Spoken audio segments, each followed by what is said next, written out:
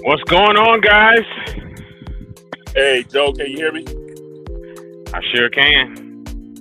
All right. Yeah, I'm on my way to work. How y'all doing, bro? Hey. Better days with Peter Hayes, Uncle Michon. Hey, what's up, man? Good morning. Good morning. I know our brother Marcus is a little busy taking care of some business. Yeah, I saw that note on him as well. Hey, I wanted to jump on, and I know I'm not gonna be here the whole time, but brothers, I wanted to get on with you real quick and have a little conversation. Plus, I wanted to see. Did you see that little thing I sent y'all in the email about Breonna Taylor? I mean, not about Emmett Till, the woman Emmett Till.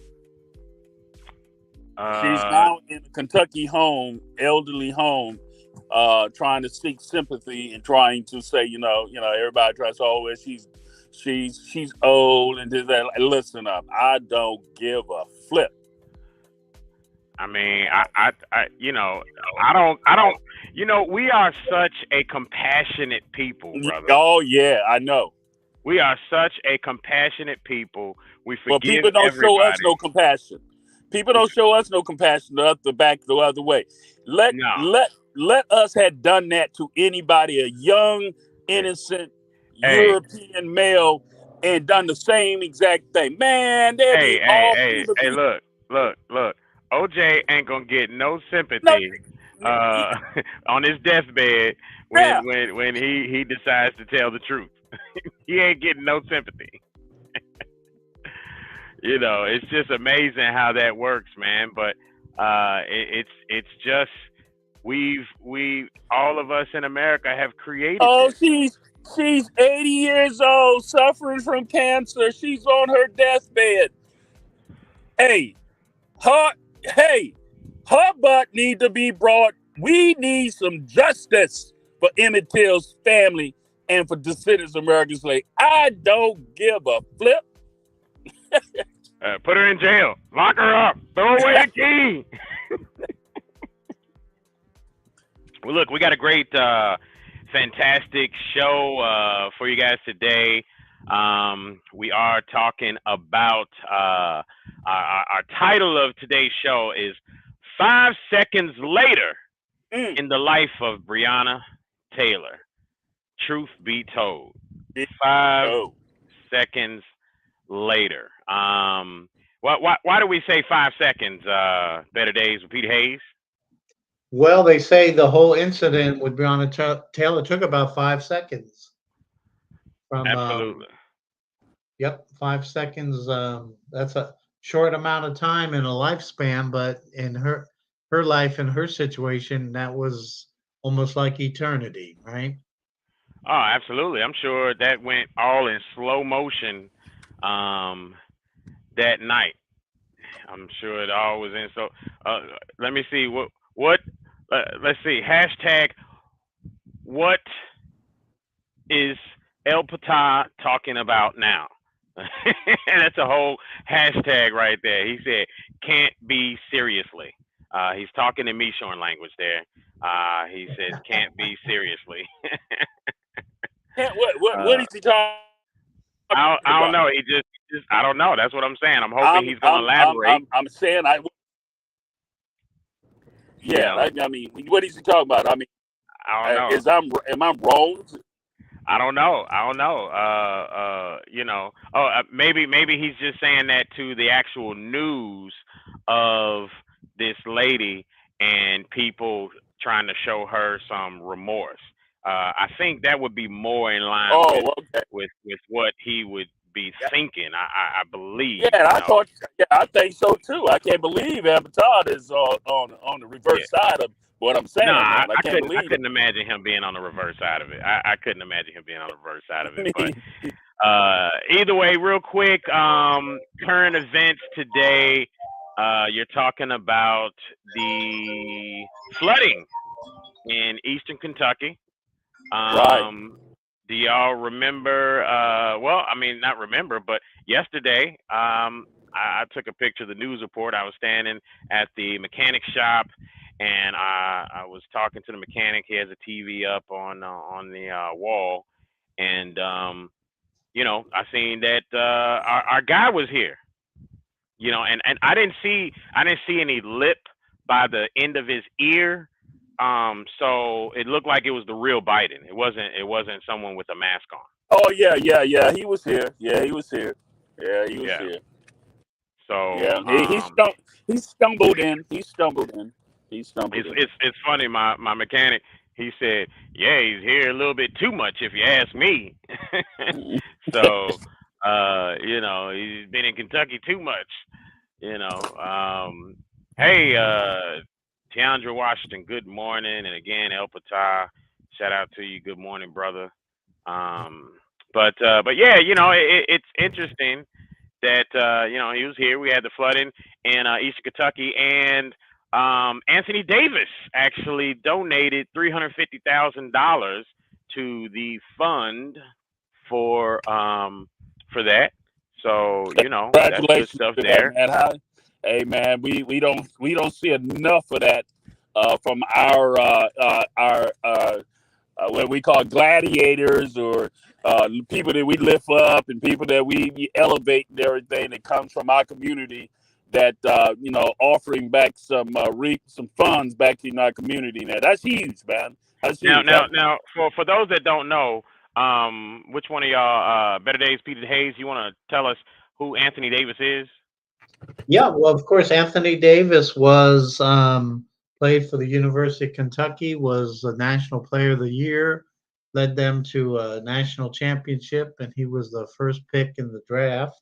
Obviously, he has a great career with New Orleans, and then joined LeBron James in at Los Angeles. Unfortunately, they had the worst season ever last year with the three superstars of LeBron James, Anthony Davis, and Russell Westbrook, but that's a whole nother story. What an embarrassment, Peter. Yeah, you're right. Yeah, what an embarrassment.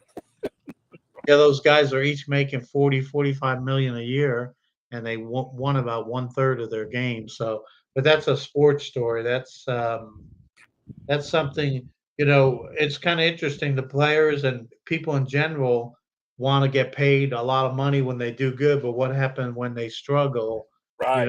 They don't want to give that money back. But kudos to Anthony Davis Yeah. for giving back to Kentucky, and he's And not from Kentucky, but he went there, and so kudos to him for Yeah, sure. that's huge. That's huge. yeah, I'm very honored to say that I watched that young man play.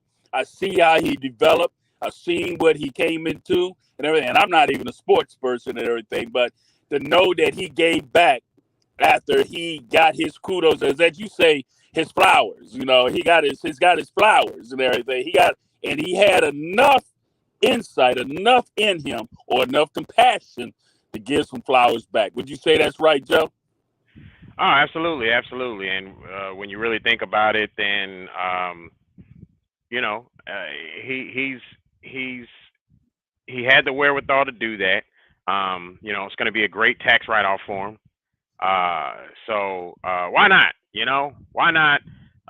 When you're making, you know, 45 million a year, why not give some pennies and throw it at something and then get a tax write-off for it later? Why not? That is the great thing about America. I'm telling you, man, that's the wonderful thing about America. Absolutely, I'm not mad at it at all. You know, I got to always, this is a show as always, you know, don't forget about us. You know, that's what the dominant European culture taught us. Okay. They did it with the slaves. Okay. They got their reparations. Okay. And was able to write it off at the end of the year and everything after they got, you know, I mean, think about it. You know, I mean, you incorporate the country. Yeah. And then you create the tax laws that allow you to write off the money you invested. I mean, this is a fantastic country. I'm telling you. Well, great to be an American. Shoot, I'm just glad. Hey, we just discovered. We just finding out 50 years. We've been saying 150 years, but brother, we just 50 years just getting out, starting to understand and appreciate how that crap works. So you know, hey, come on, man. That's a whole nother conversation. Yeah, all right?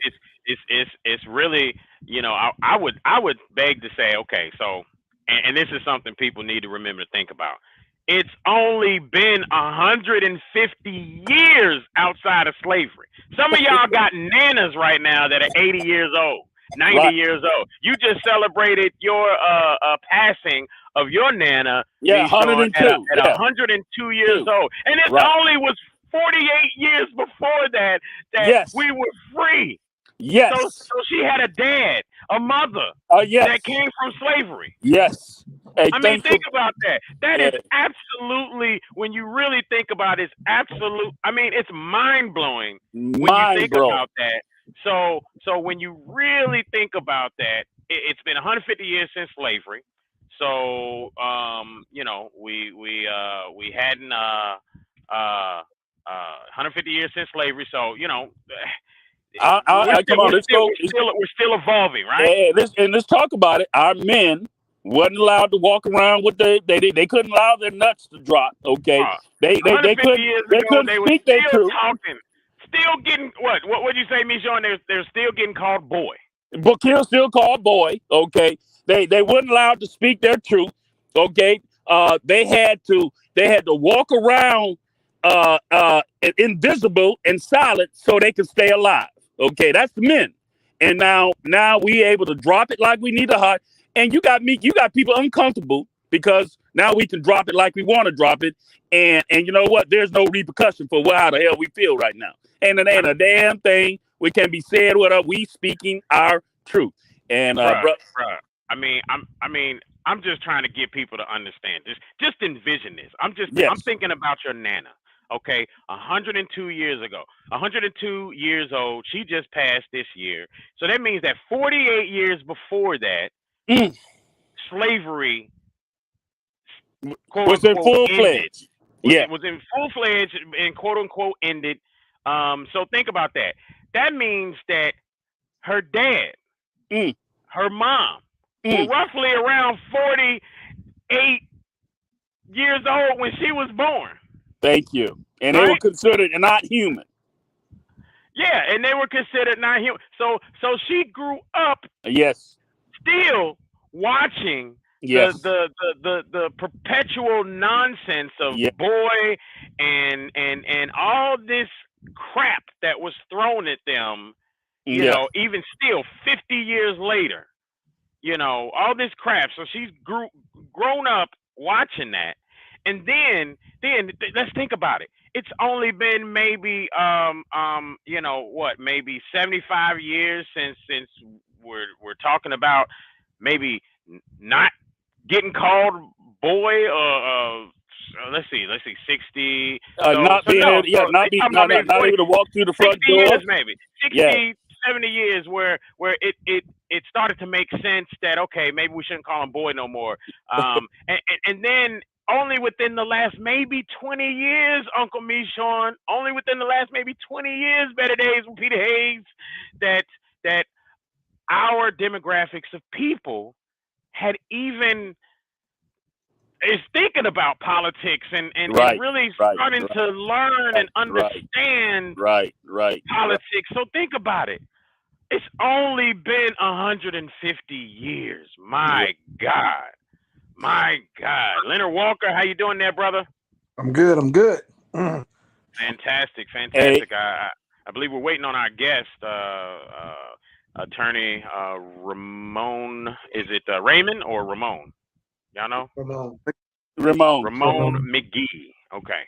All right. So we'll see if he comes on. Good morning, Renee Unique. So what are your thoughts about Daniel Cameron? She also says, now that is 2022. What has changed? Now that it's 2022, what has changed? And again, good morning, Queen's sister there.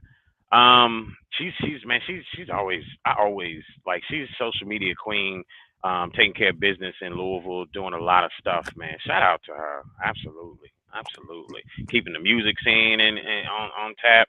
Really just trying to got a show going. Really just doing things in the city. And I know you work with her from time to time, Better Days with Peter Hayes. Any big things y'all got in the works right now?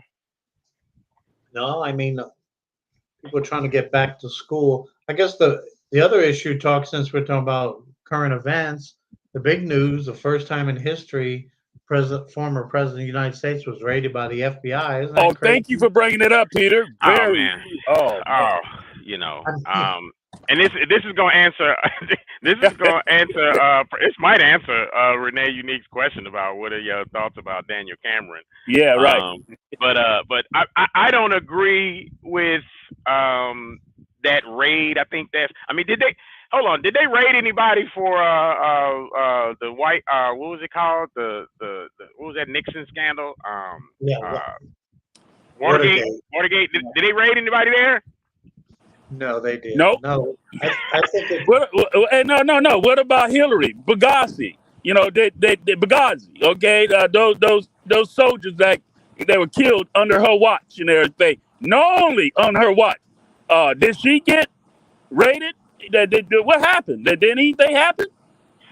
No. So here's the thing, and I think this needs to be reiterated. The reason why you had a larger percentile of black men, largest percentile voting Republican in this last election is the biggest thing is because what we did is what we've done and what we've had to do for many years. We took emotion out of it. Yes. Okay. There you go. That's what the melanated man has had to do for many years. We've had to take emotion out of things, and we've had to broaden our back just a little bit so we can take more of the beating, right? So we took emotion out of it, and we said, you know what? The one thing that Trump has going for him is that he's not a politician. He's not a career politician. So his Make America Great Again. And I'd love to play a clip, maybe if I can pull it up at some point. Pierre Lawson said it plainly. It was about economics. We got caught up in the emotional side of what the media did, but it was about economics. It was Make America Great Again about economics. Dave Chappelle made a joke when Trump talked about bringing coal back. But the reality is that it was about economics. He wasn't a politician, so he couldn't be bought by the institution. So guess what? We had somebody who was real saying, I want to make America great again. I want to give everybody the power. And we had plenty of us that were out there taking advantage of those opportunity zones left and right. I saw more of us getting involved in that level of economics before in my lifetime. Hey, let me, because I'm going to have to get out of here, right? And let me just drop this. And I participated. I'm glad to say that I participated in making sure that that 13% and 20% brothers elevated themselves. Not because we agree with everything Trump was about, but it was about the economics. The man, he actually said, what do you have to lose? What do you have to lose? Shoot, you already saying what you're getting. What do you have to lose? It Yeah. was about economics, man. And I'm glad that you And brought that up. Keandre Washington says none of those people incited an insurrection, though. That's the real reason for this raid. They are going to build as big of a case against him as they can. I'm gonna be honest with you. The Trump his the problem with Trump was his PR Yes. image. He needed to close his fucking mouth. You He know. didn't know how to become presidential. That's how I mean. I'm a military guy. Exactly. Let's put the words Exactly. that need to be said. I'm not a Trump fan anymore because he didn't learn how to become presidential. As a military person, you always know we love our presidents to be gung ho, handle our security. But at some point, you got to learn how to become presidential that Yeah. represents everybody. And he lost that. He Yeah. lost that. And again, when you say things, Renee Unique, Trump is a racist, ignorant disgrace. Y'all don't remember. Y'all act like y'all don't remember him kicking it with P Diddy Yeah, and the yeah, whole hip hop crew yeah, all yeah. Y'all act the like they time. forgot. So let's not let's Yeah, not act like we don't know how this media machine works and yeah, how they exactly. do sound bites and they mess around with things, and then next thing you know, we get involved emotionally and now emotionally because the Democrats know how to play us. Yeah, The yeah. the, Oh, yeah. the, But the we media forget about machine knows how to play us, and we get involved emotionally. Go ahead. we forget about what Joe Biden done. I mean, Oh man, he was actually bruh. rolling and sitting tall with the KKK king of the KKK. Storm. Peter know that knowledge and everything. Leonard Walker, man, come on, man, chime in, man. You history untold 400, in the flesh. Chime in on this. So here's my thing with all of that. Can you guys hear me? Yes, sir. All righty, all right. Here's my thing with all of this is irregardless to who the person is, we have got to, as an entire group of people, the whole entire country, no matter which demographic you are, we have to start looking at politics in a completely different way, because this is not what we get caught up in is a popularity contest. All right, and the questions we have to ask is, what can I make this politician do for me? How can I make these people serve me instead of trying to save me? All right. See, so that's part of Yes. the problem is we look toward these people like they're Superman coming to save us. Oh, Superman's gonna come out of the sky and save us from all of these people, from all of this. No, no. How do you serve me is the question, and that's what all politicians we've gotten away from that. Um, and now that we've gotten away from that, any type of news about, any politician, any this or any, candidate or any official or anybody, now it becomes, a big thing. It becomes political theater. See, so that's the question going forward. Like I said, Trump, not a fan of Trump, but you have to admit, before COVID, the economy was rolling. Actually, Woo! it was his election to lose, and he lost it, right? But by the handling of COVID-19, because he would have, if COVID hadn't came around, or if he'd have handled it better, you might have Yeah. still had the same results. But it's how he handled it, lying just straight up, and just getting caught and not caring about it. That's what kind of made it. So people, Yeah. became unpopular because of that. But the economy was rolling, the stock market was up, everything was going good. All right. He was fighting China for some of these things. It's things that were behind the scenes that he did. Like I said, I'm gonna be impartial. I gotta call it like I see it. There were some things that he did, all right, behind the scenes that we didn't know about, like some of these trade deals and some of this stuff that we're involved in as a nation, where we're just getting, the short end of the stick when it comes to these other people. And this is why he wants to make America back to a manufacturing nation, putting people back to work, growing the middle class, that sort of thing, because, he understood that. And that may not have came off like that because he's not he's not the most articulate guy in front of the camera. Right, in elocution, but that's why, you got to let him not get off the reservation. See, so with this coming up, do I have any sympathy for this guy as far as what's happening with the FBI? Not really, because you put yourself in that position, right? You put yourself in that position by the stuff you said and the things you did. Sometimes you have to learn how to STF. Right. Yeah, exactly. That's what we talked about. He needed to learn how to STFU, shut the fuck up, because the reality is that you still have to understand that in the midst of everything, you're dealing with a broken people, a broken country, and their emotions. Right. All right. That's what you're dealing with. Therefore, you have to act accordingly. So even when we talk about, yes, he's a businessman and not a president for all, the whole idea, like you said, he was focused on pulling up the middle class, which right now, if y'all aren't paying attention, the middle class is fading.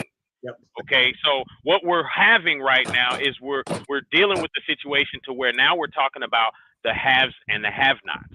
Amen. Right? So you're talking about the wealthy class, the elite, and the poor. Because the middle class is fading, and that's what Trump was focused on, was rebuilding that middle class.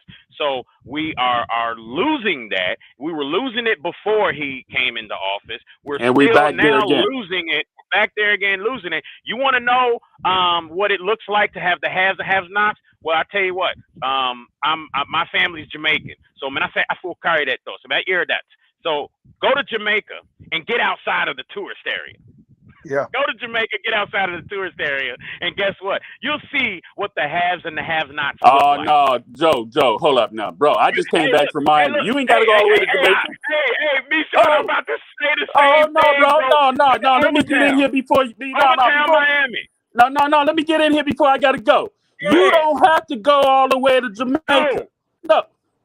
You can go right down to Miami, okay, and get away from all the tourist spots. Everybody showing where the cameras are at, showing where the beautiful downtown Miami Beach, and Coconut Groves, and Biscayne, and all that. Get away from all that and take the cameras down there where I'm from, Opelika, Carol City, Liberty City. Hello, you immediately see the middle class is being quarantined, boxed in, okay? Oh, they being left out. Oh man, listen, I'm gonna get off. I mean, we're both two Miami boys. I gotta go, bro. Y'all be good, man. This is good. Bro.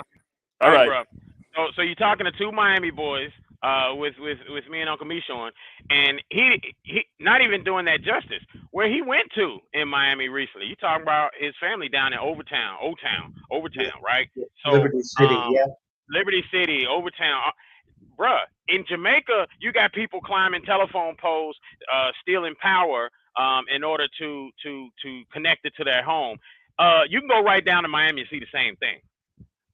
I remember the first time I worked down that way, and I was an engineer for Bell South. I walked up to a brother's place, and I was like, bro, your whole telephone connections and everything is hanging off. Like, what happened? What's going on? He said, a nigga don't much know. that was literally the response that I got. And at that point, I started to learn more. And now that I think about it, I understand Michon language a lot more when I go back and think of my time, my 8-10 years in Miami. But yeah, bro, the middle class is fading. In a lot of places, the middle class has already left. The haves, the have-nots, y'all think the West End, man, y'all look like kings and queens in the West End compared to some of these other places around the U.S., especially when you talk about deep Miami. They say there's two places in the U.S. where the craziest people come from, and New York is one, and Miami or Florida is the other. And there's a reason for that, and it's mostly because just go and get off the beaten path of the tourist track, and you will see what's up with that. So we don't have our guest today, it looks like. Maybe they'll chime in later. I'm not sure, but I know these lawyers are busy people. Nonetheless, again, the latest on the Department of Justice indictment for Breonna Taylor, and it looks like our brethren, attorney Ramon McGee, is now in the back office, and let's just see if in fact he is available. So he's logging in right now, and let's see. I'm gonna go ahead and add him to the stream. Attorney Ramon McGee, are you there, sir? Yes. Good morning, everyone. How are you? Oh man, good morning. Welcome to the Truth Be Told show.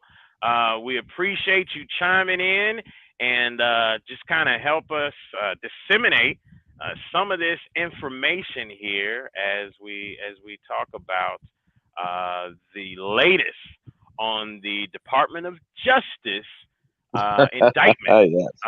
Man, if any words, anything you want to start off, I guess one of our biggest questions, just to kind of give some background real quick, and to answer for the future, what does outlawing no-knock warrants actually mean?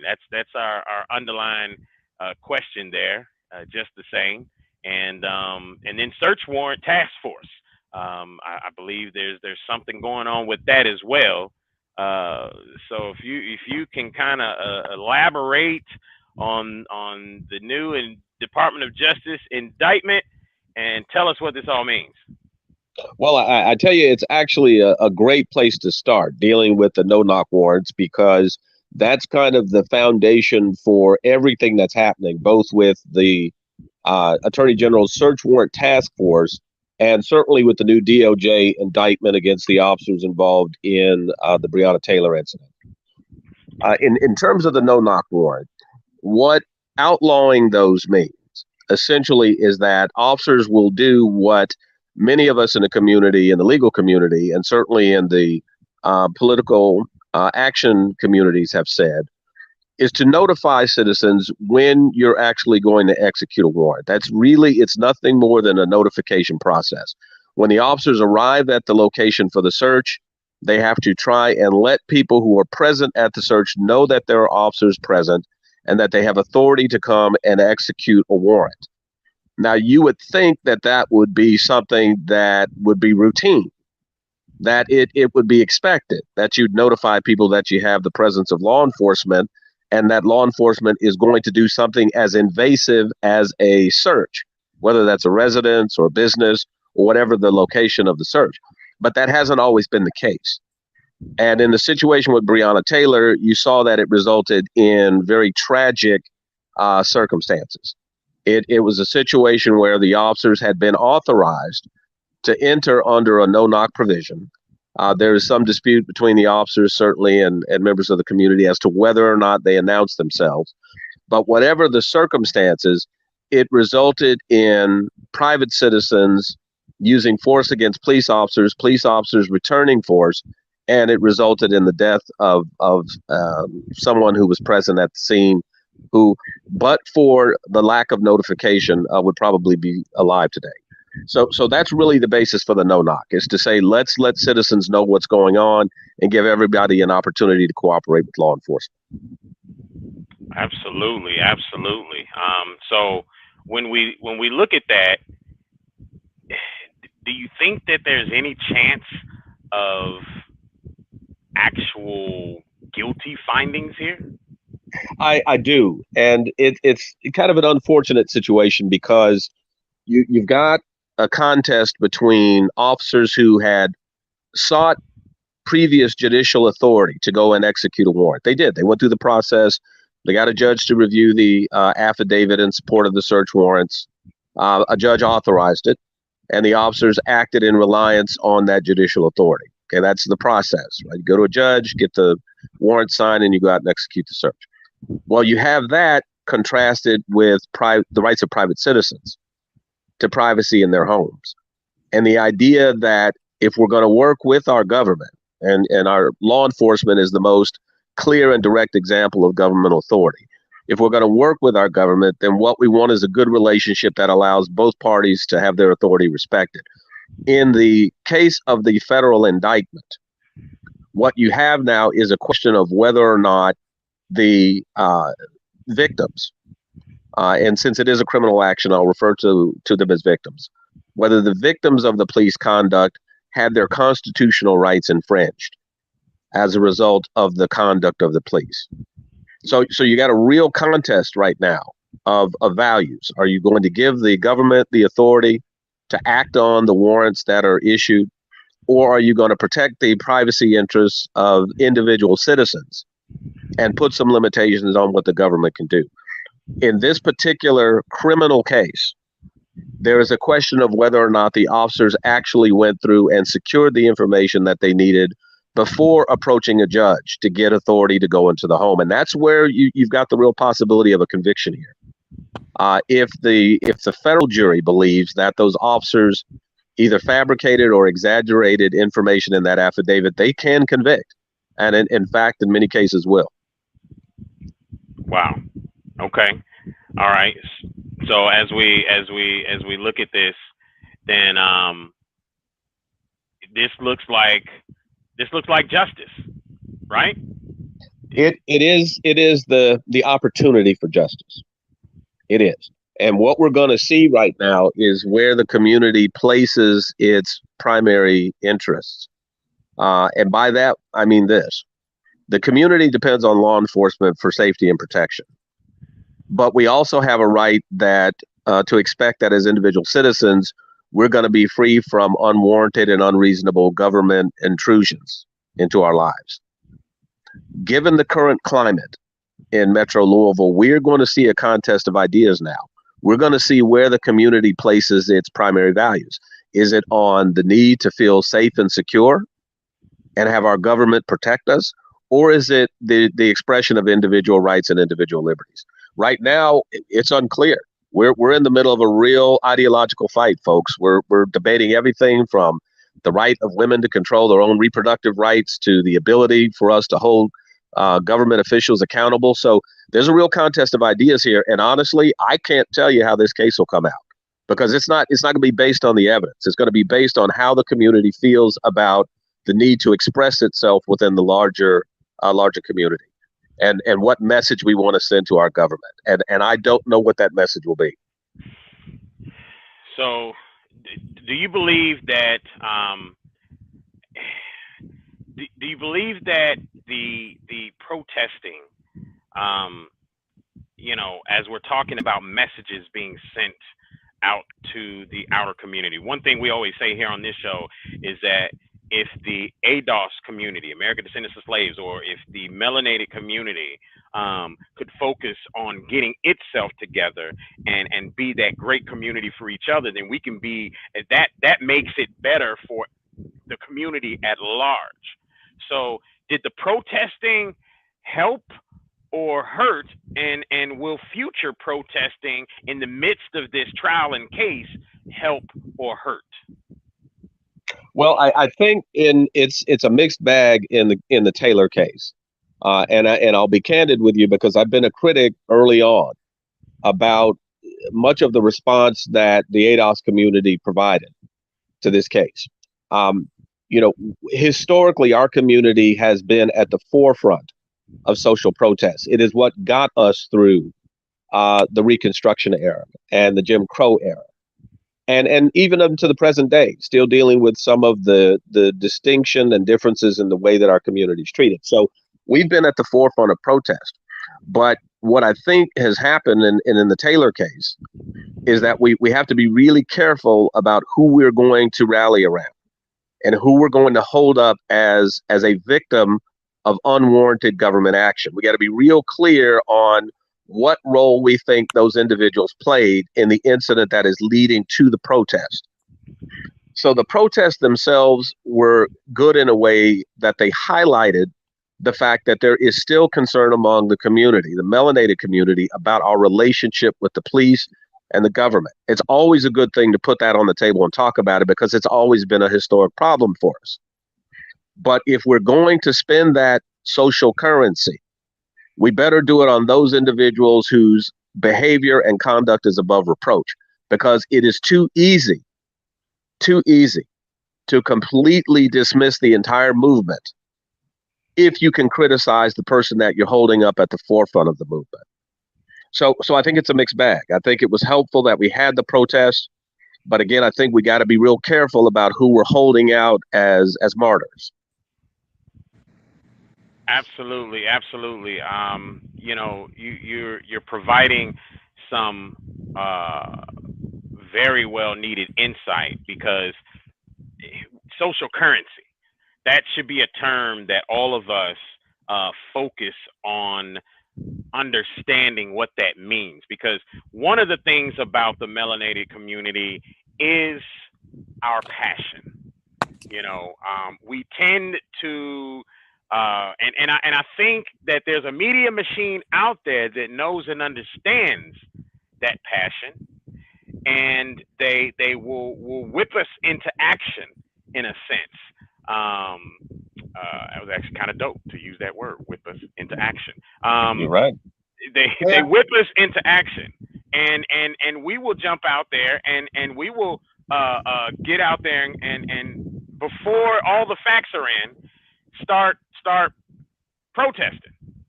And this is a situation where justice is moving right along in what seems to be a positive manner, and we're actually getting somewhere. And but the question is, would we have gotten here without the pushing that we did? And Better Days with Peter Hayes, I know you had something to chime in on that. Well, yeah, I think Ramon makes a good point on the last point. You know, we're not talking about Rosa Parks and great heroes and sheroes. A lot of the recent cases are people involved in some nefarious behavior that the police overreacted and turned into a bad situation. But I guess a couple questions, and we talked about in the pre-event. So, what are the benefits of no-knock warrants? Or, you know, obviously, if you have a drug dealer or a terrorist cell, you know, if you inform everybody, you know, hey, we're coming at 5 p.m. on Wednesday, and you Shazam, no evidence is there. How does that impact them from their standpoint? And then and also, I guess the question of double jeopardy is, you know, the local Kentucky, you know, folks, you know, decided that the officers were not guilty. Is this the federal government coming in and, you know, saying, well, we're going to take another crack at this? And I guess it relates to we were talking earlier, Ramon, about the Donald Trump, you know, situation where 30 FBI agents burst into his home looking for records. You know, a lot of civil libertarians are very concerned the power of too much power of government and authorities. So this brings up a whole lot of issues, doesn't it? It really does.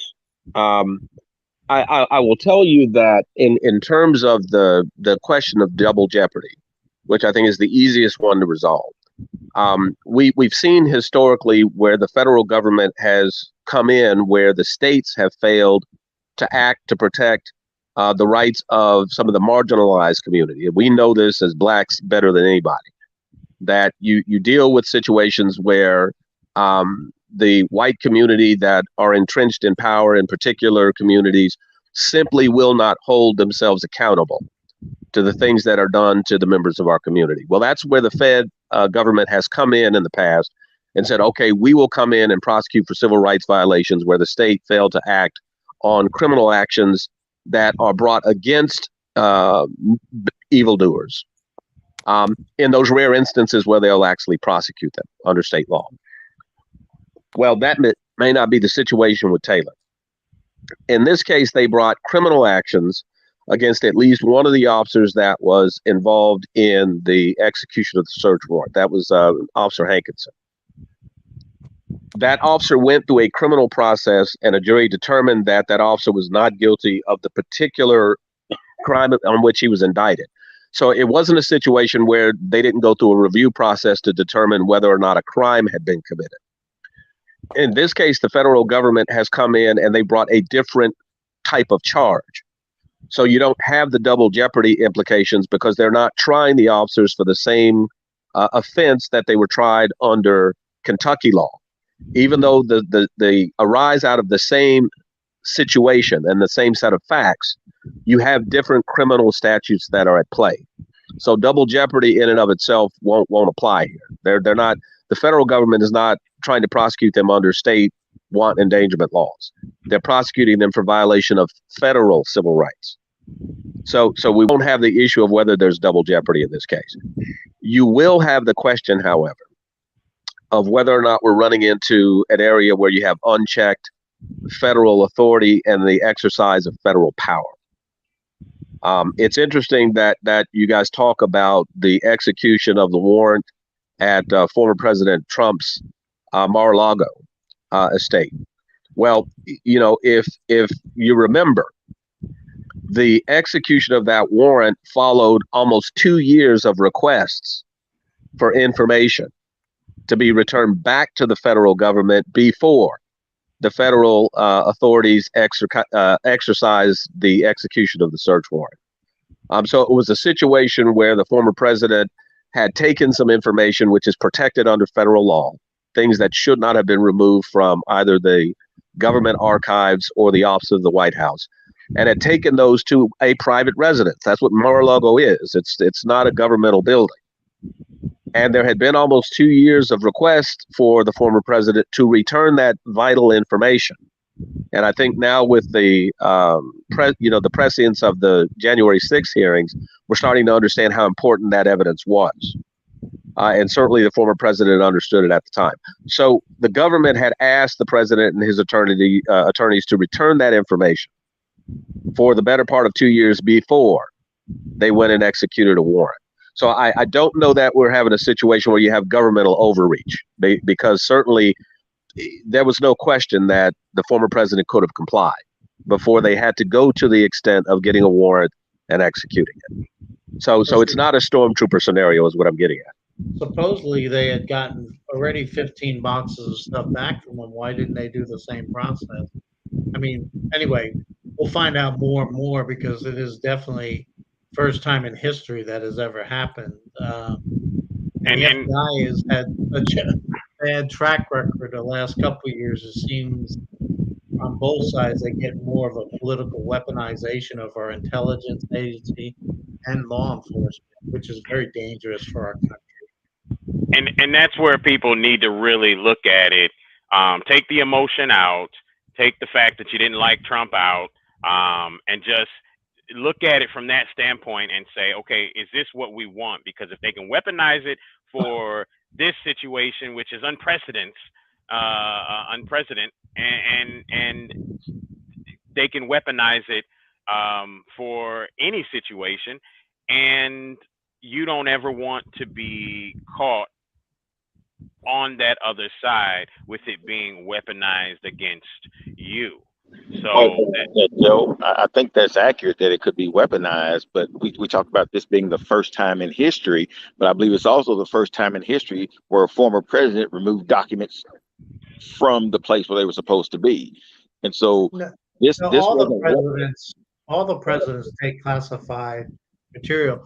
They said that the GSA sent the material down to Miami. It wasn't like he and his team took it. It was sent down there, and they were negotiating to, they invited him to come down and look at whatever they wanted. But anyway, this was, I don't know. I think it's very, very sketchy. All they had to do is issue a subpoena, and if he violated the subpoena, but they've been doing that for 2 years, right? But they never issued a subpoena.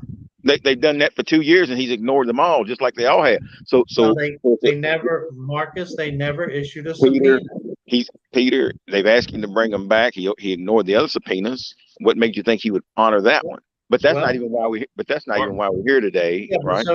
So you want them to arrest you without issuing a subpoena? Well, they're not going to issue a subpoena. They're not going to issue a subpoena to arrest me anyway. right? Well, if you had, if let's say you're former military, you took some stuff back from the military, and before them, issuing you a subpoena, they're just going to raid your house with agents. Well, Peter, then you have a misconception of what America really is. Because us people on the bottom of the totem pole, we don't even get that respect. So you're right. I would expect them to knock my door down looking for that equipment. Well, You're absolutely right. Do we have any idea of what this was that needed to be returned? What these documents were? Well, they were classified documents. I think it had to do with aliens. I'm just saying, he jumped in office and he was like, after a little bit of time in office, he was like, people, we need to create a space force. Okay. It's necessary. So I feel like he went in there and he saw something that made him say, you know what? This stuff has been real. They haven't been telling you the whole truth, and and he did what any of us regular people would do. He looked around and said, "You know what? I'm gonna stick a couple of these pieces of paper in my back pocket. I'm gonna take this with me. I'm gonna use this as leverage later." So let me ask you this before. I know we're gonna get short on time, and the other thing that we were working on as an organization, though many people have not been happy with Attorney General Cameron and some of the things he's done. One of the things he did do was create this task force, a search warrant task force, which Ramon had the fortune to serve on for us. And I want to make sure he gets the opportunity to talk about where this is headed and what Attorney General Cameron is looking for out of that, even though he didn't respond necessarily in this other area. Well, I tell you, one of the things that I was really pleased about was the fact that the Attorney General had composed a search warrant task force that included the interests of a lot of different communities. And I was honored to participate on behalf of the NAACP as a member of the task force and actually be able to contribute to what turned out to be the final recommendation and project that the task force provided to the Attorney General's office, and which is actually being translated into legislation, I'm happy to say. Probably the biggest takeaway from the task force is the way that search warrants will now be monitored, tracked, and ultimately reviewed. Something that we haven't had in the Commonwealth really ever at a central level. The search warrant process now is, or at least up until last year, was really broken down by counties. All the records for search warrants, if they were kept at all, were kept at the county level, and there was no central way to track those warrants from Frankfurt. You couldn't, for example, determine how many warrants were executed in a particular county, because the clerks in those counties might not always keep copies of warrants that were requested or those that were executed. And then the larger counties that did keep records, they would be kept in different places, some in the ombudsman's office, some with the clerk's office, some the individual judges kept copies of the warrants that they signed. But there was no central method or procedure that was used to say, this is how we're going to treat warrants consistently throughout the Commonwealth. Well, with the task force, we have that now. The way that search warrants will be processed is that they will be requested electronically. They'll be part of an electronic database, the same way that arrest warrants and different types of domestic violence petitions are requested electronically. We'll know who the judges were that were approached for the execution of search warrants. We'll have copies of the affidavits that were submitted available. And we'll have a database that actually tracks by zip code, down to the zip code level, where search warrants are being requested and executed. And understand both of those criteria now will be recorded. Not just the warrants that are authorized, but all the warrants that are requested. And we'll have a way to track that centrally. So that way we know whether there's particular communities that are being over-policed or under-policed, for that matter. The other thing is we're talking about having a periodic review process, either twice a year, every 6 months, or annually, where you have a statewide committee that comes back and reviews the search warrant process to make sure that the recommended changes are having an effect. So I will tell you that, for all the criticisms that the AG received, this is one of the things I think he can be proud of. And I say this as a Democrat. I think he could actually be proud of the fact that this search warrant task force was put in place and that these recommendations are going to have a real effect on the way search warrants are applied, tracked, and executed throughout the Commonwealth. So that Absolutely. makes sense. One thing, I don't know, you probably know, at one point in Jefferson County, I don't know, there's either 7 or 70,000 outstanding warrants. What if they had a reward system for the police officers? They get a dozen donuts for every, warrant that you successfully get. Because it seems outrageous that you may know the number, is it 7,000 or 70,000 outstanding warrants? They can never even. Yeah.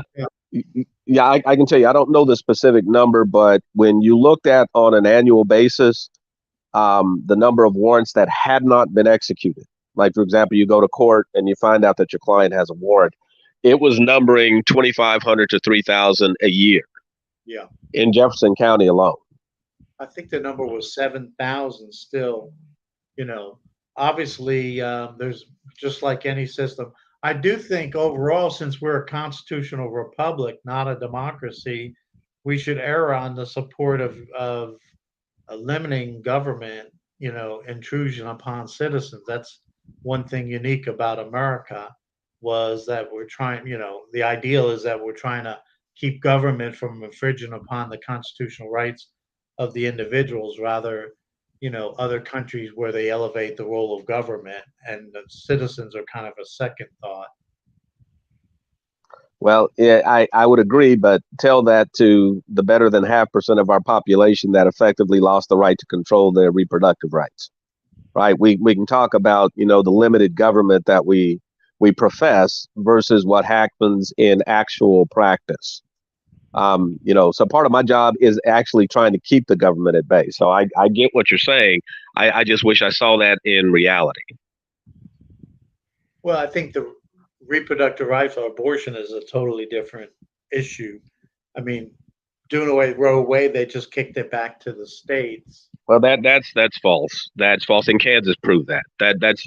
I mean, and I respectfully, I know that's not what the subject of this is, but honestly, that is not what happened. We had a right that our population, half our population, respected and needed for better than 50 years. And that right has been taken away. And to pretend that it was simply a decision to send it back to the states ignores the fact that they have been trying to eliminate abortion rights, reproductive rights for more than half a century. It wasn't about who was going to make the decision. It was about the fact that women shouldn't be allowed that decision at all. So, and Kansas proved that. So, I appreciate the politicking of it, but realistically, we're talking about the rights of individual citizens versus the authority of the government, whether you're talking about search warrants or reproductive rights. So, I mean, when you think about all of this, it boils down to, and I think individual rights are always important, but at the same time, morality clauses there, things that our nation was initially built upon, and I know when I say things like that, then people are thinking, "What are you trying to talk about? Going back, 150 years to slavery?" No, but I mean, you have to really look at. If you ever look at a timeline of the things that have let's just talk about school. Going from pushing in lines to shootings left and right, and then you look at all the laws that were changed along the way. It seems that we've gotten further away from morality, and in the midst of getting further away from morality, so many things have transpired. Here's one question that we were talking about: are there false narratives being pushed? And Marcus, Better Days of Peter Hayes, if you can kind of help me, in what our pretense for that question was: are there false narratives being pushed when it comes to even this Breonna Taylor situation? Yeah, we brought it up the other day at our pre-production. Um, the initial reporting, even to this day, that they went to the wrong house, and she was not on the warrant, and there's a lot. I talked to a lot of people in the community that know the situation very clearly. So, and then Ramon brought it up. It's very sketchy on a lot of the details. The initial reports and the narrative was, they went to the wrong house. She was a mistaken identity, and a lot of it was pushed by the lawyers and the family and the media. And to this day, there's still a lot of false narratives about why they had a warrant, and the fact that she was listed on the warrant. But it made Louisville look really, really bad. And then we talked about Black Lives Matter. New York raised 72 million off of Breonna Taylor, and they took 70 million of it back to New York, and that has created a lot of discord in the folks in Louisville. Even Breonna's family were really upset that they raised so much corporate money using her name, and then took the money back to New York and didn't even didn't help in Louisville a whole lot, where they should have really kept a lot of that money in Louisville to help the community. But those are some of the false narratives. I mean, is so, Attorney McGee, is there anything as we talk about, because we've said the phrase, there's some things that have been a bit sketchy. Is the handling of that money that was first given out, is there anything sketchy around that? Well, I will tell you that that's at the center of what really is a national debate about what the role of the Black Lives Matter organization has been versus the goals and intent of the movement, and the difference between those, what the organization is focused on, what it has actually done versus what the people who drive the movement wanted to see. There's this real question of whether the organization benefited itself as opposed to the marginalized communities that they're supposed to be helping. You've got leadership who's alleged to have gone and spent money on these, what are essentially mansions. They're getting all these elaborate headquarter buildings, but they're not really helping the communities financially that were affected by much of the government action that Black Lives Matter as an organization was supposed to counter. So yeah, there's and it was well put earlier. There's a lot of questions about what happened with New York, whether or not they simply capitalized on what was a local issue and then used it toward their own financial purposes, and how that reflected on the larger movement itself, whether it undercut the credibility of the movement. So yeah, there's some real questions about that, and unfortunately, I think that's going to have an effect going forward. It's going to have an effect on how willing people are to put themselves behind what are really important goals of protecting marginalized communities, but not trusting the leadership, whether that is self-proclaimed leadership or leadership that is being forced upon us by members of the larger community, saying these people represent you. There's going to be a real question going forward about how we unify our communities and move toward what we want as fair and equal treatment. So yeah, I think that has been a problem. Absolutely. Marcus. Yes, sir. And then I think the other part that we were talking about is we talked about the knock on the door and then what transpired after that. In my conversation with the Attorney General, I had said to him that the 5 or 6 seconds after that door opened, they were both right, and they were both based on the facts that they had, meaning that Mr. Walker was in his home. He was defending himself because he thought someone had broken into his home. So he was absolutely in the right spot to defend himself. But the police, once they entered the door, they were also in the right spot because they believed based on the facts that they had, that they were being fired upon, so they returned fire. And so just in that 5 or 6 seconds, I think both sides were right. The problem is what got them to the door. And so what I saw is the city of Louisville acknowledge that there was a problem with how they got to the door, and we've made some reforms and we've paid for that being wrong. And so I think that's where the disconnect comes is what happened in those 5 or 6 seconds after the door opened is why there wasn't a lot of movement from the Attorney General's office in that respect. And that's the way I took it based on my conversations. And that's what I had said to him about why he missed the mark and how he played that out in the public. I think if he'd have said something similar to that, then it would have been easier to move on.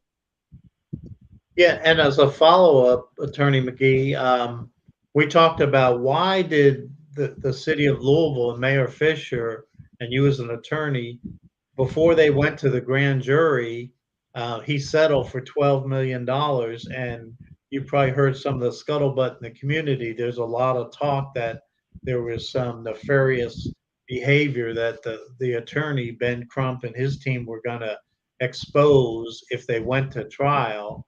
And that's the reason the city of Louisville, before the grand jury, would even settle for $12 million, which shocked everyone. It doesn't make any sense from a lot of people's standpoint. Have you seen anything like that before? I mean, you're in a trial and you feel you're going to win, and before, you just say, well, yeah, I'm going to give you $12 million. And it turned out there was no indictment of any officer, as Marcus said. Unfortunately, in that 5 seconds, they were fired upon it. An officer was shot in the leg, so it's not like they were just fired on. They actually Walker wounded a police officer. So in that situation, usually the police have a right to return fire. And so why would the city settle for $12 million of our tax dollars before it even went to trial, or there was any indictment even? Any thoughts on that, Attorney McGee? We may have lost him because I know he was I think he was on his way to court, I believe. Right. Well, Okay. one thing I will say, well, if he's able to come back on, so we asked Ramon to sit on the Attorney General's task force, and as I looked around, I thought, one, we got to have a criminal defense attorney that sits on that, because they are on the other side of that often when it happens. And so that's why we asked him to represent the NAACP on that task force. And he did an excellent job making sure, because he oftentimes, like I said, he'll be the one in the court challenging search warrants. So that just shores it up. And so I know he had to be in court at 10 o'clock, so we held him over a little bit. Hopefully we'll be able to get him back on when he doesn't have court, and we can go into some details on some other things that we want to talk. Is that him back? Oh, okay. There he is. Yeah. Brother Attorney McGee?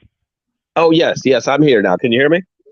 Yes. There was a question, I believe. I don't know if you heard that the last thing that was thrown at you. Yeah, it was about the $12 million giveaway in the Taylor case. Yeah, I thought that was so nefarious of a thing that he just jumped off and said, I'm not even commenting. I'm getting the hell out of here. But yeah, if you could speak to that, we appreciate it. Well, I will tell you, it took the legal community here by complete surprise. It was something we've never seen before. No one understood it.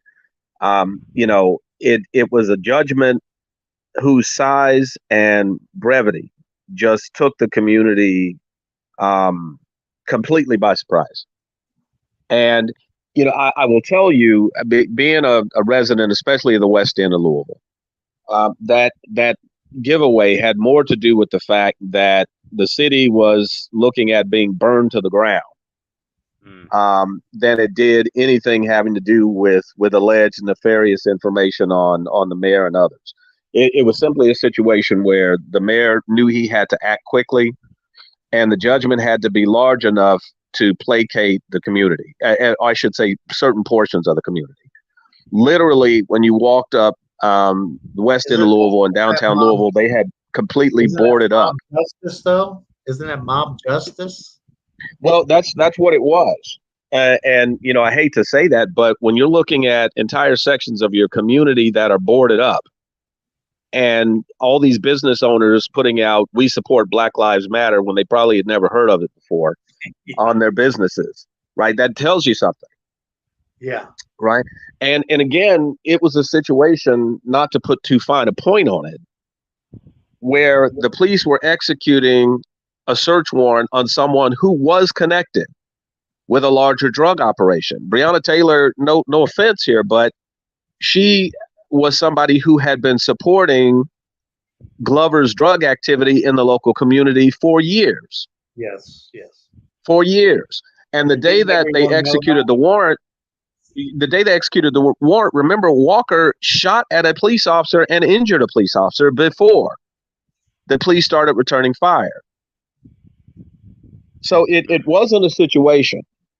It was not a situation where the police just decided to haphazardly go in and start shooting. They had authority to be there. They were there executing a warrant, and the guy that was in the house allegedly defending himself and his girlfriend was a marijuana dealer. That's what he was protecting. He thought he was protecting the house against people that were coming to steal what was in the house, not defending it against police officers.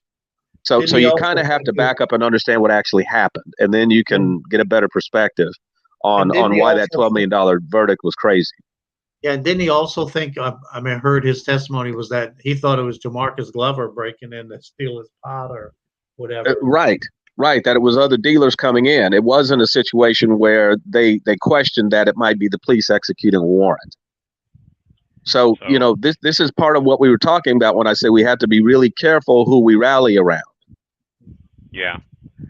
But why would they lie to the whole world knowing that, and everyone in the community knew that situation? Why would they to this day continue to lie and turn her into a martyr? Obviously it's tragic what happened, but cause and effect, because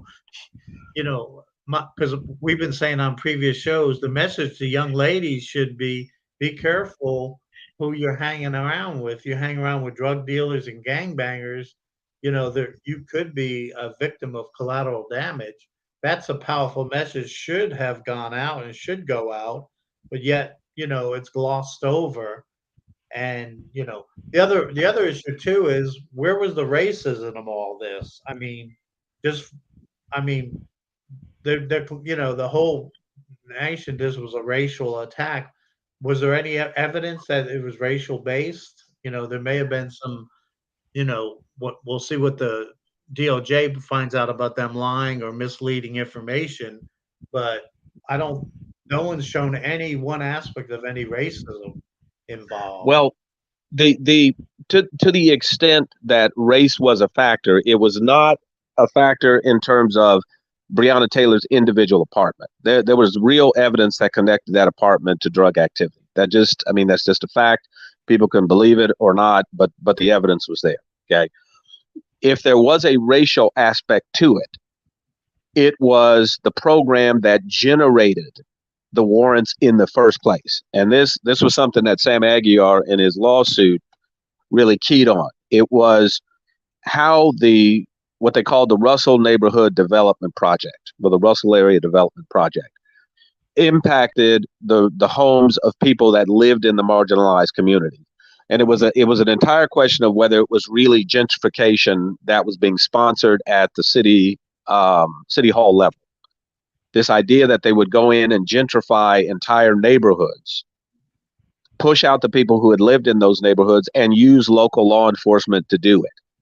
These warrants that were executed were part of that project. And of course, it, disproportionately impacted Black communities, right? So when you looked at Sam Aguiar's complaint, the lawsuit, it was probably a 16 or 17 page document. Well, 80% of it dealt with this program, this Russell Neighborhood Development Program, and how it impacted the community. And then guess what? these warrants were executed as a result of theoretically trying to clear out these communities in order to promote gentrification. So if there was a racial aspect, that was it. But it didn't have anything to do with Breonna Taylor individually. She was connected with Glover and had been for years. So, I mean, that I forgot about that part. I actually forgot about that because I remember hearing about this stuff, this part right there, earlier on, and I totally forgot about that. And it just makes me think. So these guys, these lapdogs, basically were happy to take those warrants and go do what they do. Well, it's a weird, you know how they talk about politics make strange bedfellows, right? This is one of those situations where the police had evidence that there was criminal activity, and it was taking place in those communities, and people who lived in the communities knew it. I mean, it was no secret, right? But the question was, what motivated the desire of the government to go in and quote unquote help those communities? Was it the idea that they wanted to treat the marginalized communities like they do the more affluent, predominantly white communities, or was it simply to lay a path for gentrification? That was the debate. Exactly. And Renee Unique brings up a good point. She says, look, there are drug raids every day, and innocent people's lives are lost, and including children. The FBI and police department are supposed to handle themselves in a manner to make sure people come out alive, especially when they are not a threat or shooting back. And in this instance, we did have someone shooting back, but they were shooting back No, in they didn't response. shoot back. They shot first. Walker shot first. They weren't shooting. Well, yeah, okay. So Walker shot in response to their initial breaking down of the door in the home, which is what we're focusing on outlawing as far as the no knock warrants, right? But with respect to that, then that right there goes back to the ideal of two Americas.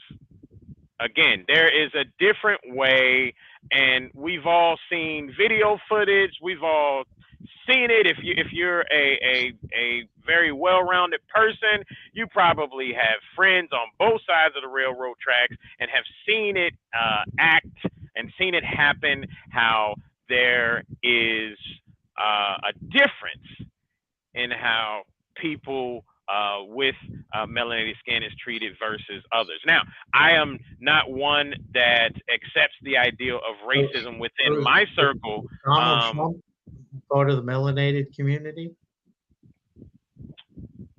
I mean, he was actually I mean, he stole some stuff from the White House, and then no, let me not make that joke. But no, He's got a lot of baby.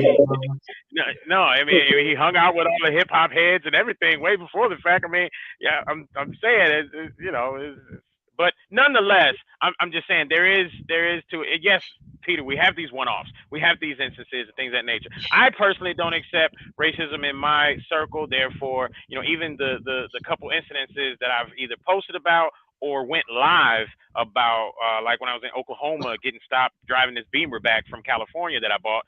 I didn't have those issues. Dreads in my hair or not. I didn't have those issues, but it was more about how I conducted myself, and was able to walk away, whether it be getting stopped by Mount Washington police at 2:00 in the morning, coming back into the neighborhood I lived in at the time, or being stopped in Oklahoma by a drug dog cop who asked me to come sit in his truck, which he called his office. I didn't have to deal. I walked away from those incidents without an issue. There was no big problems or what have you. Most people would say, "Hey, Joe, you had them eating out of your hand," but that's because of, number one, understanding both perspectives, understanding what he's thinking, versus what he's seeing, and at the same time, I've told an officer, plain point blank period, listen, if you want to be smart, first thing to know about any individual, listen to how well I commandeer the English language. That right there alone should tell you that there's something different to think about when you're dealing with me.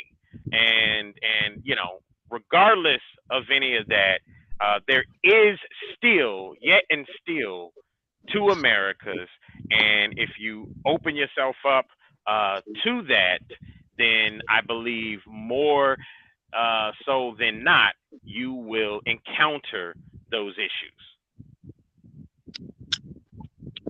Go ahead, Mark. No, I think so. There's no doubt there's two Americas, but I think the question becomes is it shouldn't matter how articulate a person is and how they're being treated. And so I understand because my wife says to me all the time, why do you have such good rapport with the police? I said, well, you forget I used to be one. And so I know how they think about most everything. And so we have a different conversation, but it shouldn't matter. Is the point is that it should not matter. And and I keep saying it, that the propaganda that has been put out from the day this country was formed, that the big black angry American male is a monster and you have to be weary of him or you got to put him down if he gets out of control. That's the America that we live in, despite how well or how articulate we are. And so, I asked Ramon this, and I'm sure he'll remember it, that there was a time when I think they were still Louisville Police Department then went into an attorney's home and took her personal files out because they thought they could. That's right. That's right. And the fact is, right. It all the level of education and status meant nothing at that point. And that's what I'm saying. And not that was an attempt to teach her a lesson about interfering with the police in the neighborhood, because she would come out into the community and say, you can't do that to my people. And they targeted her specifically to try and scare her off. And so there are two Americas. That's been several years ago, but it did happen. Absolutely. Right. Yeah. We actually brought a lawsuit for that, and the city settled with us. But yeah, it happened, and it really was sending a message to her to say, there's our authority, and you're not in the position to interfere with it, even though she was doing the right thing as an attorney. Absolutely. And I want to ask this question that is coming from the comments here. Adolph Tompkins, he says, what evidence does this attorney have that Breonna Taylor was into drugs? Okay, well, let's start.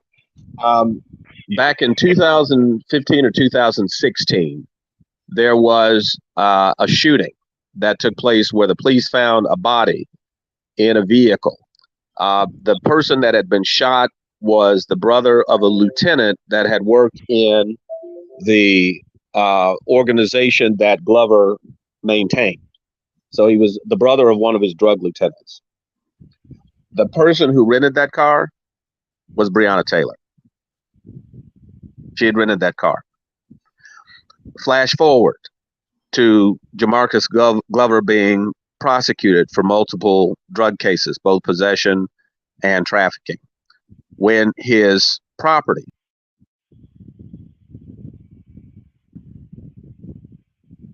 and they confiscated cell phones and other records. We lost you for a second, and the last thing we heard was property. Okay. When the police, can you hear me now? Yes, sir. Okay. When the police confiscated the property from Mr. Glover, when he was arrested on both possession and trafficking charges, they confiscated cell phones, and then they ran the subscriber history on those cell phones. Guess who the cell phones belonged to? Breonna Taylor. Okay. When the police were trying to conduct background checks on Glover to find out the places where he'd been living, the places where he had been having items sent to, both mail and parcel delivery, one of the addresses that came up was Breonna Taylor's, right? Which is what led to the search warrant that caused her death in 2020. When the police were doing the pre-warrant surveillance on the trap houses that were the subject of not one but three separate warrants.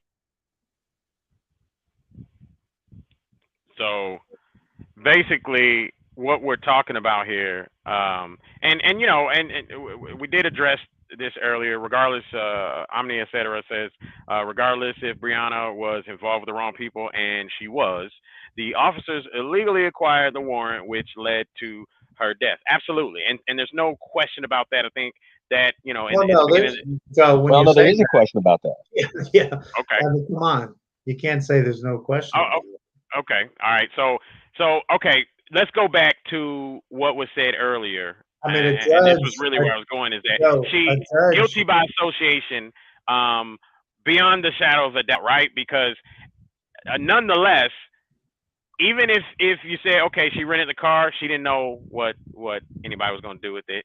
You know, she bought the phone, she didn't know what anybody was using the phones for. Hey, can I send some mail over there? Because you know I got some Calvin Klein boxers that are showing up. Okay, Well, okay. cool. Well, what about the jail recordings from Jamarcus Glover where he says that she's holding his money for him? yeah, He she was he the talked best. about this on the phone recordings at the jail. Exactly. She thought they were Calvin Klein boxers, a whole bunch of them in that Yeah, box. didn't She didn't know. attorney didn't, and correct me if I'm wrong. They had these knuckleheads didn't realize they're in jail being recorded, and Right. they're saying Yeah, Brianna's got her that's just money and stupid. have her bail her out. And where did Brianna get 2,500 cash just to bail out this guy that here's another false narrative. Well, she wasn't going with him. She hasn't been in a relationship with him, blah, blah, blah. You know, I'm not going to go and bail out a drug dealer. I've said it in a text. Either one of you guys get arrested for drugs, you're on your own. I'm not bailing you guys out. Now, if you get falsely arrested, I might bail you out, but I'm not bailing any of you guys out. And yet And she did it multiple times. yeah. She did it And multiple times. where'd she get And the was cash? transporting him back and forth to the trap houses. I mean, Yeah. guys, I understand we want to say guilt by association. No, she was part of his organization. Yeah. That's the reality. And for some reason, people are wanting to resist that despite the evidence being there. We're not making this up. This is what happened. Well, Absolutely, and I'm playing devil's advocate nonetheless. But you know, let's do this real quick. Can I well, play just a little bit of some of those recordings? Anybody Sure. want to hear them?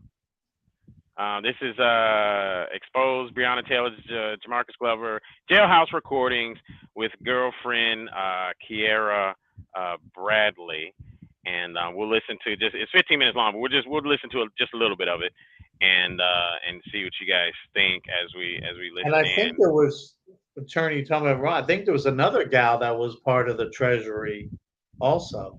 Is that true? She was, and this is part of this deals with some of the conversations you're going to hear. It was her concern over the fact that he was using Taylor as opposed to using her. An inmate at Louisville Metropolitan Corrections Department. This is not a protected or privileged phone call. This call is subject to recording and monitoring. To accept charges, press 1. To refuse charge, thank you for using Securus. You may start the conversation now. Hello. Hello. I can't hear you. What'd you say? It's just not 104, McDub. It's 103. Hello. What you just say? Yeah. What's up, bro? Hey, you Why you hang up on that call and you go up your whole 15-minute call? I didn't hang up. You hung up. Said the caller hung up. I don't know what happened. Hold on, let me get the man's name. That way you can tell the stop. Cause they gotta get me down there to that courthouse. Hold on, let me see if Scott's in here. Hold on. He is too. Hold on. Unless you heard. Hold on, unless you talk. Hold on. Yeah, they just put that dude in a single man.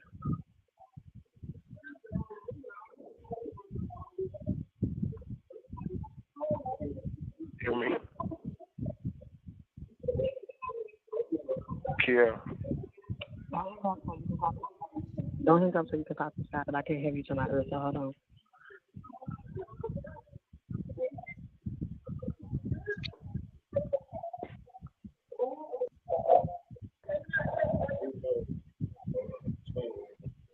where we came at that one time when you first got sick. Remember? Yeah. Okay, here he comes. Let me go back and sit down. Anyway, Joe, we can't hear it too well. Well, yeah, it's hard to hear, and I think maybe the point's being missed. No shit. Hold on. Hello. All right, look. Tell them on his little spot. In Maybe between. Ramon can tell us a little bit encapsulation what the over on conversation was. like the other street, right? Yeah. Okay. Yeah, this conversation had to do with the fact that he was trying to let them know that he had money at two locations, one of them being Taylor's. Hey, bro. And the girl who's on the phone had some concern about the fact that he was relying on Taylor's place Picked up. to hide and stow away some of the money that he was using to post bond and to pay his lieutenants. That's what this conversation is about. Feeling that. So my understanding, attorney, too. So Brianna's family and her mother and sister knew all this. They even were telling her for many, many years not to be messing with Jamarcus Glover. So why do you think? I mean, they knew she was pretty heavily involved. So now they're why obviously they weren't trying to get paid, but is that a little bit sketchy on their part? You know, and Well, I think they always tried to emphasize the fact that she was not his go-to girl, meaning she wasn't the person who was driving Glover's desire to be, a mid-level or high-level drug dealer. She was simply one of many people that he was using in the process. So they always tried to minimize her role and did try and tell her to avoid getting becoming a central part of his operation. Okay. The problem became when they held out that she was this innocent party who simply didn't know what was going on. That was just false, and it is false. And they, to this day, they're lying to the city, to the state, to the nation, to the world.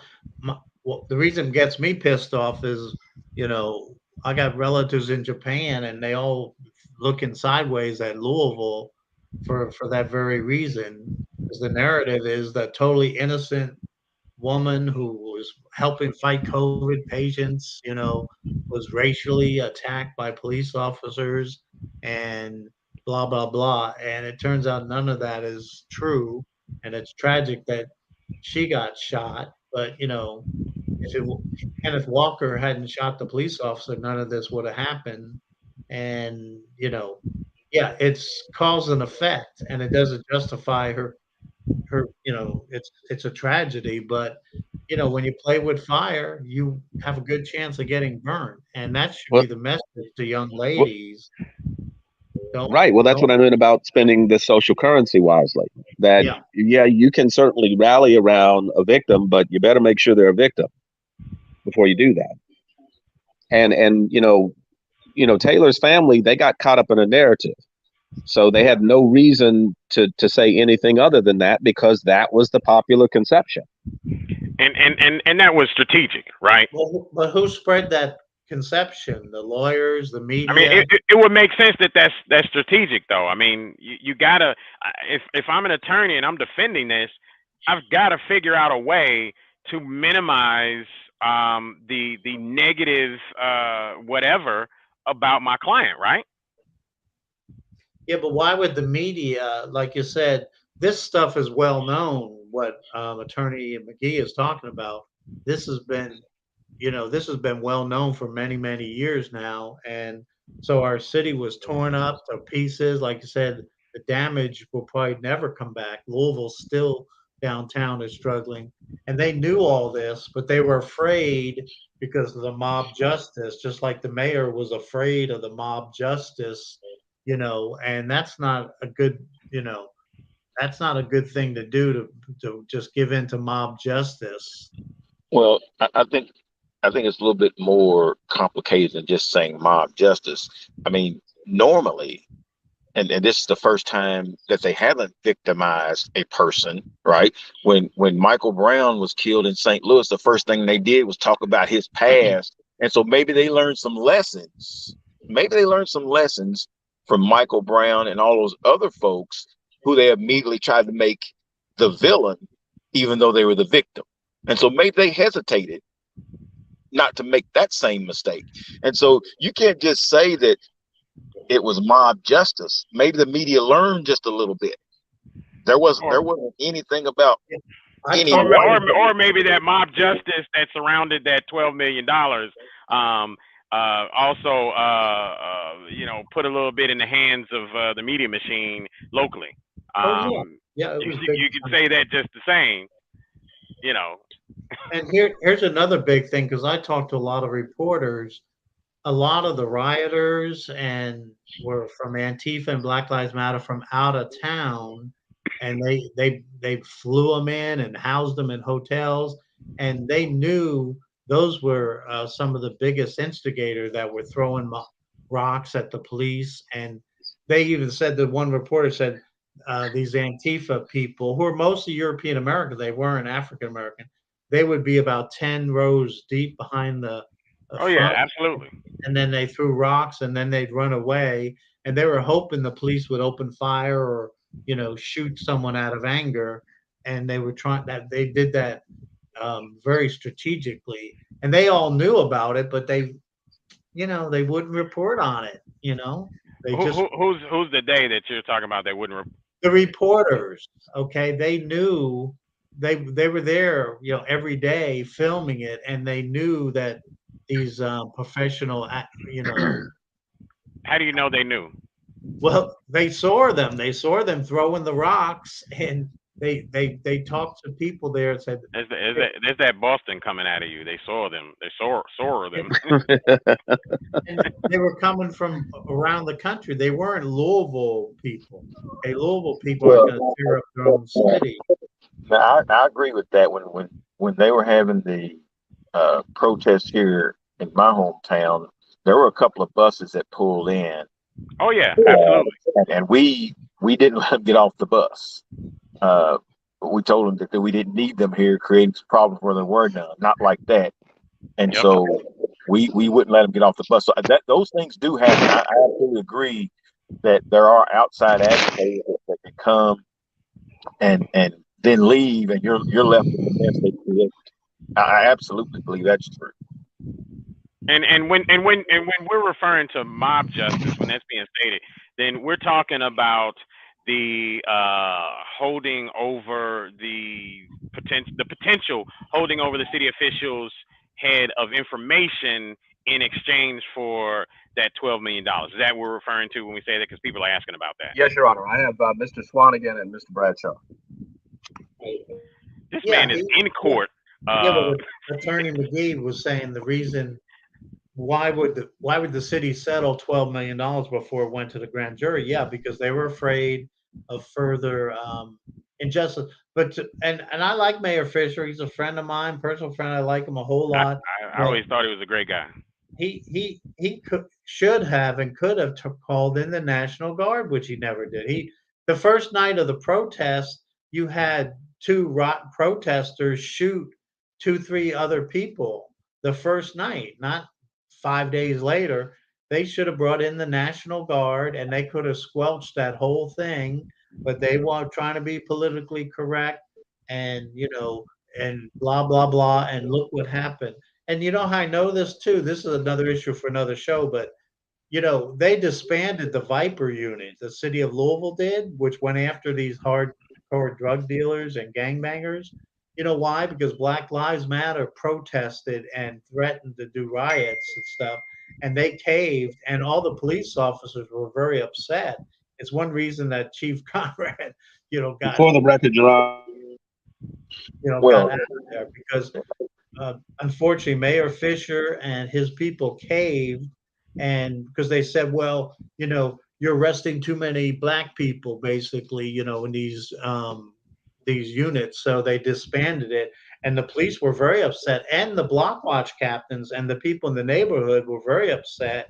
Said, why would you do this? We want these hardcore criminals out of our community. Why would you? Peter, that same logic is only about the money and what they're able to seize. It's about the money and what they've been able to seize to further promote whatever special programs they have going. I don't know that those block captains, if they were upset, the next thing we'll be saying is that they wanted that enforcement. And then when somebody runs for office a little bit later on, they'll come back and say, well, you signed on to that, putting our people in jail. But you saying they want it. And I think it's kind of the same way. Yeah, they want safe neighborhoods. They don't. Well, I don't disagree that they want safe neighborhoods. What I'm saying is that you say you want it, and then you're upset by the method in which we give it to you. Yeah, that's And true. then you come back and complain that, well, we want you to crack down and make a neighborhood safe, but that resulted in a whole lot of people going to jail for marijuana or drugs or whatever. And then we say, oh, that's the crime bill all over again. Yeah. Well, yeah, it is a balance for sure. You know, That's right. we want But to anyway, say, I know that, and I do, and we're coming up on almost 2 hours, so I'm gonna have to go because I have a body on the table that I got to take care of. And you probably, when you say that, should maybe clarify. Oh, I'm sorry. I don't know. I mean, I had you're right. I'm sorry. I had a death you call. are earlier. a what, Marcus? What I do had you a do? death call. I had a death call earlier, and I went and picked the person up, and they're on the embalming table waiting for us to take care of them. And you do what? I am a funeral director. Okay, there we go. So that people understand when you say that you have a body on the table while an attorney is in court. Absolutely. That is within the profession that I'm licensed to do. It is legal. And so I do have to go, but I wanted to make sure that Ramon gets the opportunity to wrap this up in reference to the search warrants and the no-knock warrants. I know we got off a little bit on some other things. It's important for people to know where they are when the police bring them in for questioning or anything else. And even though we say remain quiet, wait for your attorney, hearing it directly from an attorney probably makes more sense. Yeah. Absolutely. Could you speak to that, Attorney McGee? Well, there are kind of several moving parts to what Marcus talked about, but basically, what he's saying is accurate. You want to be able to preserve and protect the other rights that you have as a defendant anytime you're interacting with law enforcement officers. The search warrant process is simply one of many Fourth and Fifth Amendment issues that you have to address. So you have basic things. The officers come out to execute a warrant, let them do their job. They ask you questions, you give them your identification, stop talking. Do not say anything that's ultimately going to implicate you or tie you to whatever's being investigated. So a lot of these things are things that people know historically. They know these things from common practice. They know it from popular media. It's just a matter of being aware of your circumstances and trying to do the best thing that you can do to protect your future interests. Gotcha. I guess Ramon, as a follow-up, so you're on the task force. What are some of the good things you feel like came out of the task force? You mentioned a little bit, but and reiterate what that task force is, Peter. Well, let Ramon do that because he's on there. Okay. Well, the goal of the task force was to take a larger, more comprehensive look at the way search warrants were being requested throughout the Commonwealth, how the request for those warrants were being tracked and monitored, and ultimately to assess the impact that the execution of those warrants were having on particularly marginalized communities. It was an overall look at the Commonwealth as a whole, but the goal of the task force was to say, okay, these warrants that are being utilized, are they having a disproportionate effect on some of our more vulnerable, marginalized communities? And of course, this arose out of the events in Jefferson County with the Taylor case, but it was a problem that had been going on for years. The Taylor case was simply the latest, probably the most glaring example of what had been discussed as a problem for more than a decade. So the task force was put together to take a look at the process and recommend changes that could help make the process more efficient, allow the tracking of search warrants and the monitoring of search warrants at a central level in Frankfort, and to ultimately reduce the impact that the execution of warrants were having on members of the community.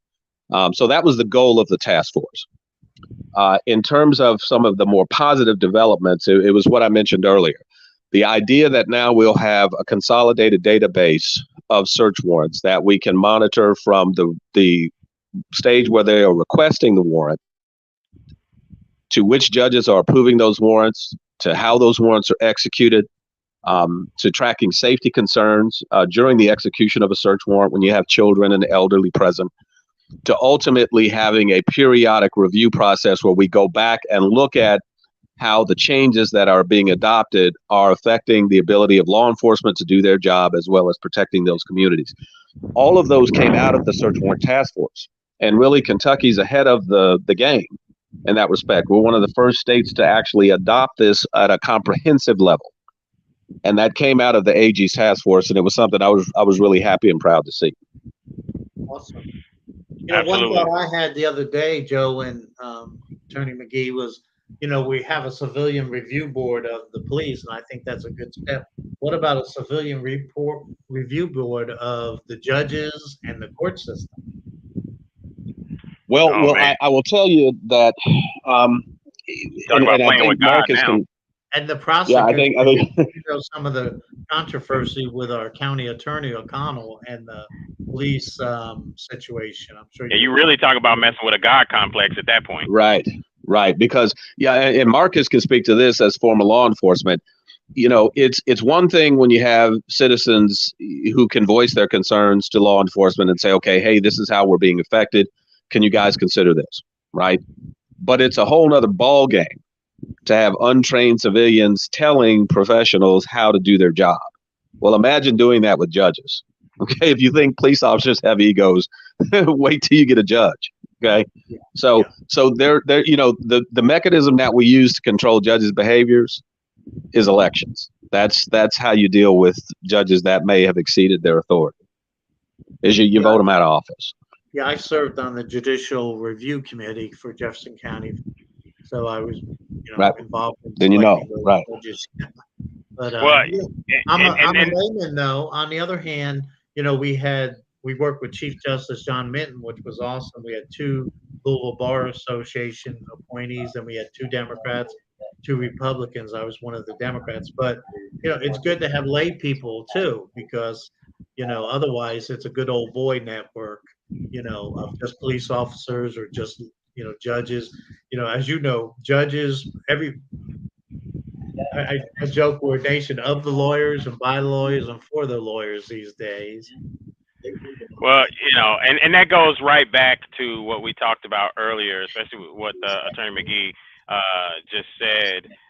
It goes back to the idea that yes, we need to vote him out of office, but again, the thing that really blares in my mind, and we spoke about this at the beginning of the show before you came on, Attorney McGee, it has only been 150 years out of slavery for our community.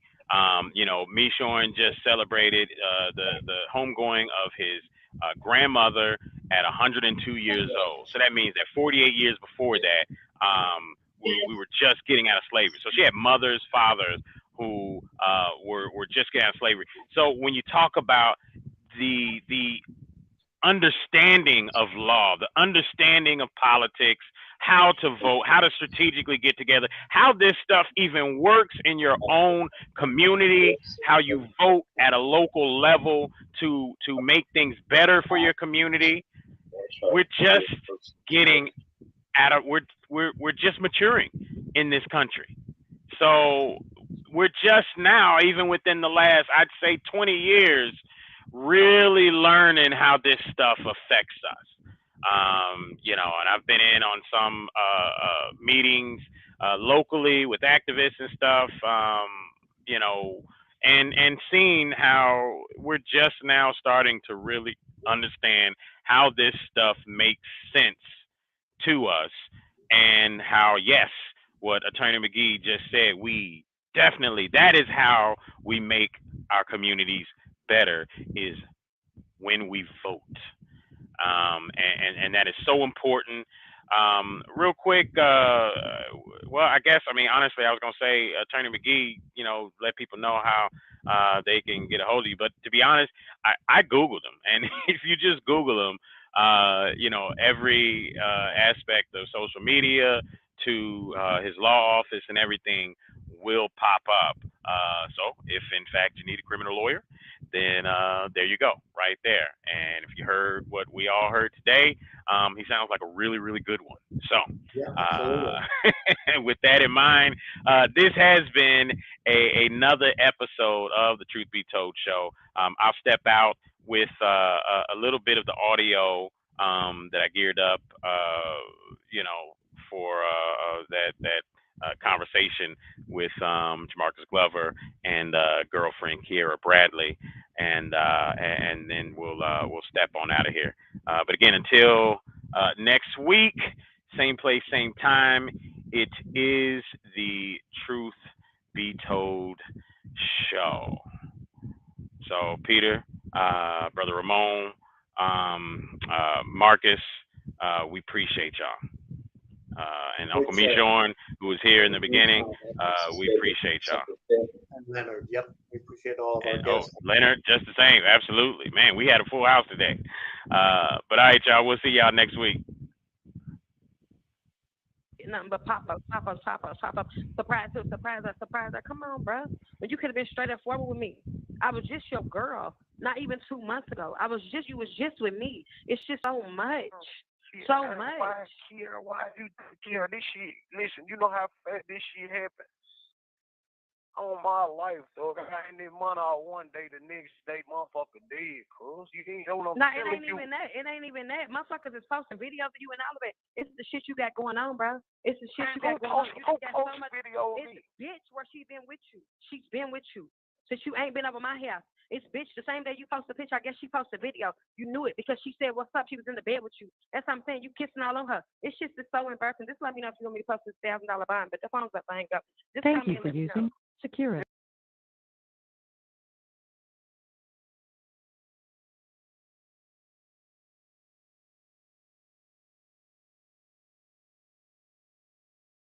All right, cue the music. Cue music. Start the music. Starting music. And go. It's the Truth Be Told show, where we place America first. Honoring those who America has forgotten. Listen in and unlearn to relearn. As we set the record straight. And now, your host of the Truth Be Told show. Mr. Just Ask Joe and Uncle Michorn.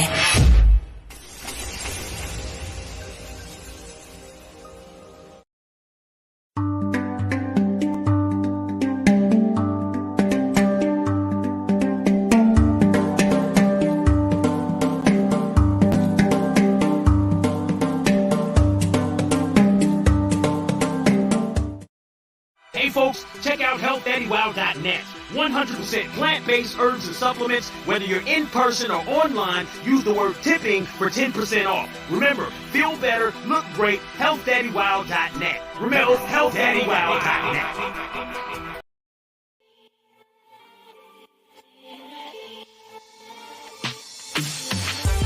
BB Trading Company, home of soap, sticks, and Saya Baba products. Over 400 locations at a store near you. Cincinnati, Ohio, Louisville and Lexington, Kentucky, Southern Indiana, or find yours online at sayababa.com. Again, that's sayababa.com. A BB Trading Company, where you can find fragrances to incite your senses.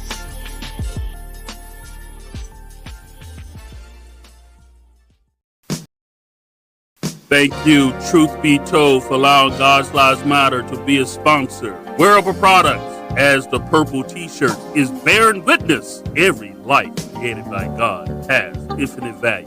Visit godslivesmatter.com.